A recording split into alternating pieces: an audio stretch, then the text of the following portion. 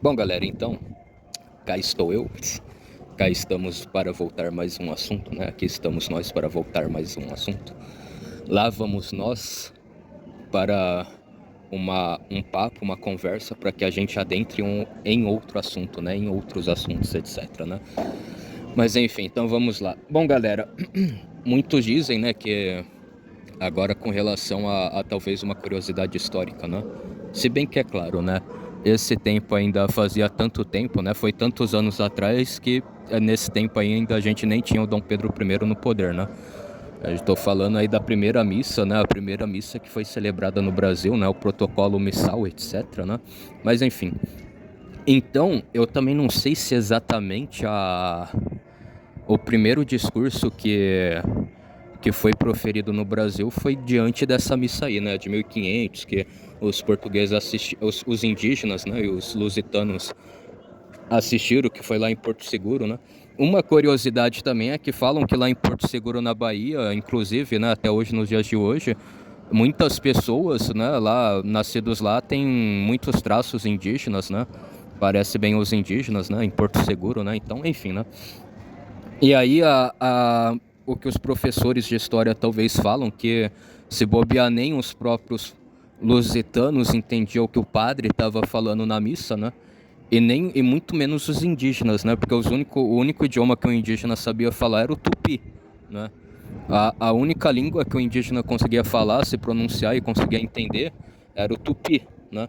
Então isso que foi um detalhe, né? Mas falam que da hora, né? Em dado momento, o padre vai lá, faz a missa, né? Eu acho que até com o avançar do Concílio Vaticano II, né?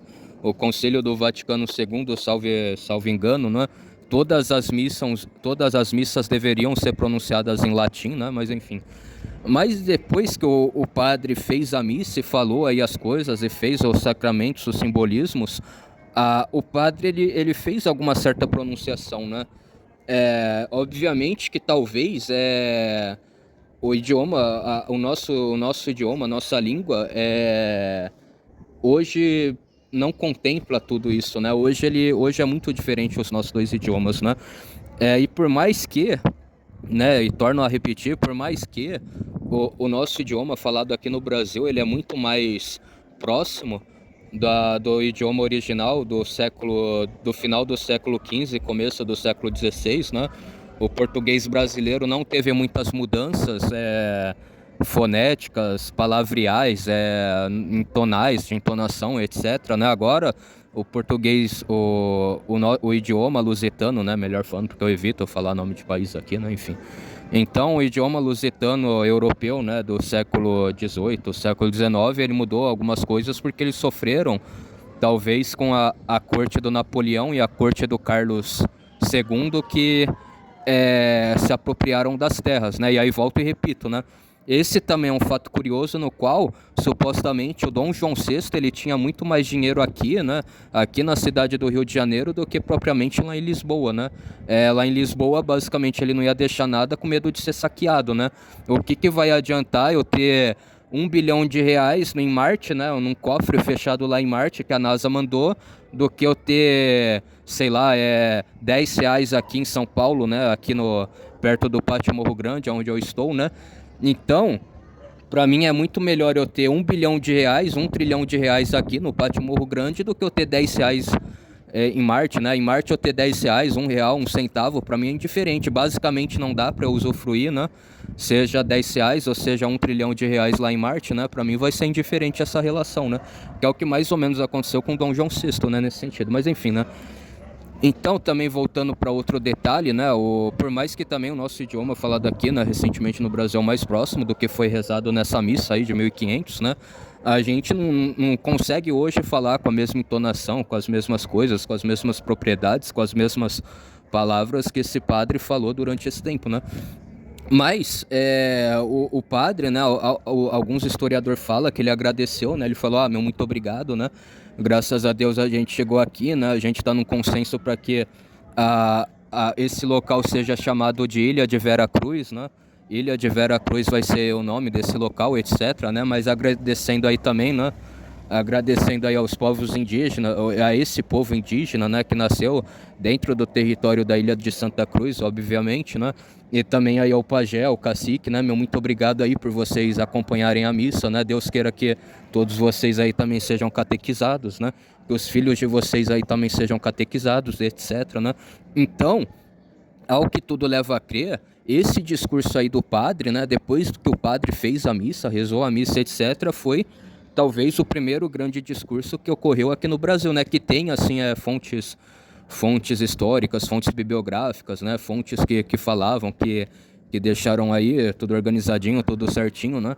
Agora, obviamente, né, obviamente que a gente também tem que levar outras questões, né, talvez aliança de tribo, né, várias tribos contra uma ou contra outra, né, e etc. Eu não sei se no caso dos Tupinambás e os Tupiniquins, né, se antes mesmo de 1500, né, antes mesmo do período pré-cabralino, né, se os dois já tinham fechado alguma aliança para se opor, né, para contrapor os tamoios, né, que mais tarde virou a Confederação dos Tamoios, etc, né, então não sei se nesse sentido, né, eles elegeram um tupiniquim para falar, né, nós tupiniquins e nós tupinambás vamos nos opor aos tamoios por causa disso, daquilo e daquilo outro, né, mas pelo menos o primeiro grande discurso da união, né, dos dois povos, né, os dois principais povos que compõem o povo brasileiro, ao que tudo indica, foi depois dessa missa, né, que o padre rezou a missa, ele falou essas brevíssimas palavras, né, então eu também achei super interessante, né.